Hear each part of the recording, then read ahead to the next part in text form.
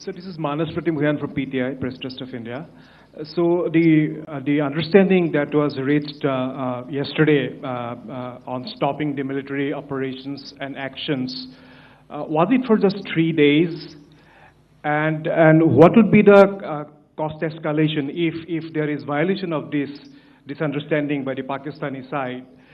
And my subsequent question would be that we have a kind of ceasefire agreement with Pakistan that was finalized in 2003. So will there be some kind of similarities in frameworks between the two kind of understandings, 2003 ceasefire agreement and the current understanding on stopping military operations?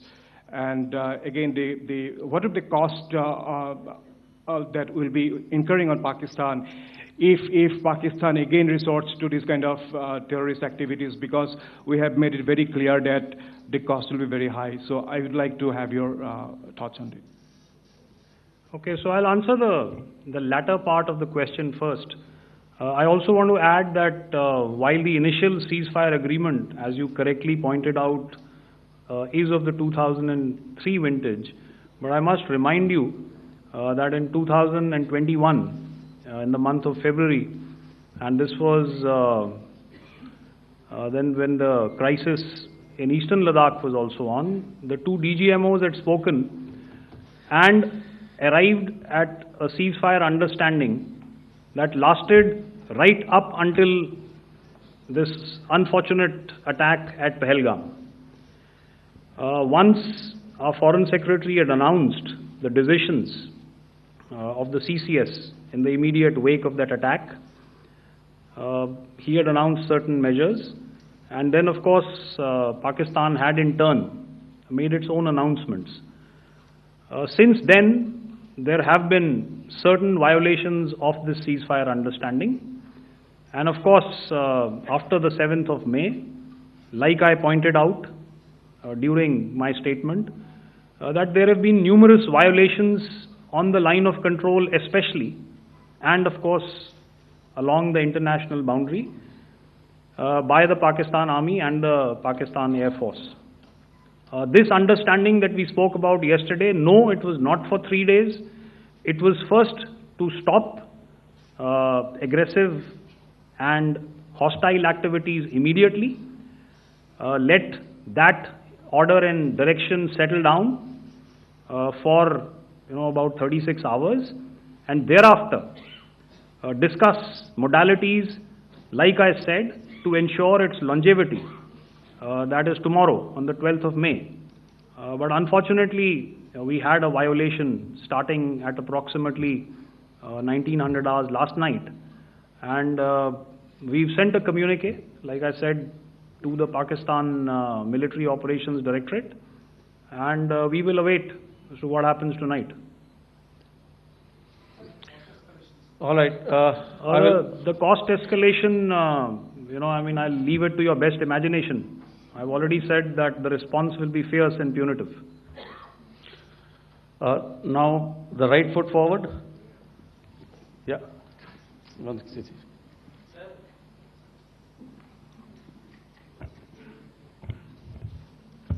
Sir, I am Ajit Dubey from ANI, sir. Sir, my question is that you talked about the loss of lives to the Pakistan army, that was around 35 to 40 kills secured by the Indian army. Sir, can you tell us what would be the total loss of life to the Pakistan army in both army and air force attacks, sir? And how good was the performance of the BrahMos, Scalp and the S-400 during the operations? And sir, since we have just one no line, multiple sir. questions, please. Sir, all right. And since sir, we have achieved such a spectacular, we have made good achievements in this entire operation, can we say that we have emerged victorious, or we have a big upper hand over the Pakistanis in this entire conflict? Thank you very much, sir. So I'll answer the question about the loss of lives on the other side. Of course, there are various means to ascertain that number there is information from various agencies that come in. There are, of course, on the line of control, other ways to find out as to what has been the effect of what you are doing there in ceasefire violations. So therefore, I mentioned 35 to 40 on the line of control, and please remember that once Operation Sindoor was launched, the responses of the Pakistan Army were also on Indian Army or the Indian Armed Forces infrastructure. Let me put it that way. So that's why I did not cover casualties of the Pakistan Army, at least in the initial phases of battle, because those were not our targets. Our targets were terror-oriented, and of course later, once they launched air intrusions and air operations on our infrastructure, we've used heavier weapons, and of course there would have been casualties, but those are still being assessed.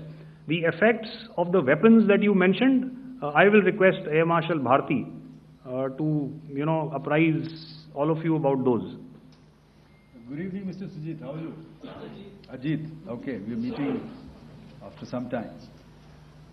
I never mentioned about any of the weapons that we used. Check. Okay.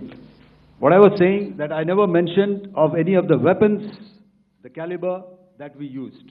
All right. So we'll leave it at that. Those are matters of operational details which I would not like to go into. But suffice to say that whatever methods and whatever means we have chosen, it had the desired effects on the enemy targets. How many casualties? How many injuries? Well, to start with, our aim was not to inflict casualties, but in case there have been, it is for them to count. Our job is to hit the target, not to count the body bags. And the last part of your question, I wonder if you read out the tweet on ADG-PI at midnight once we'd done what we had to in Operation Sindoor. And that's credit to my friend here on the left. Justice has been served, Ajit. That is all that I will say. Ajit, I'll request you to, refrain putting words into his mouth. All right. I'll come back to the left. 147. Sorry, 47. No, 47. Did I see it here or? Yeah. Good evening, gentlemen. Sorry, 147. I saw it there. Sorry. Yeah. Since I've already said 147. Start, please. Hi, sir. Good evening. This is Shivam Patel from Reuters News Agency. Thank you for giving me the opportunity.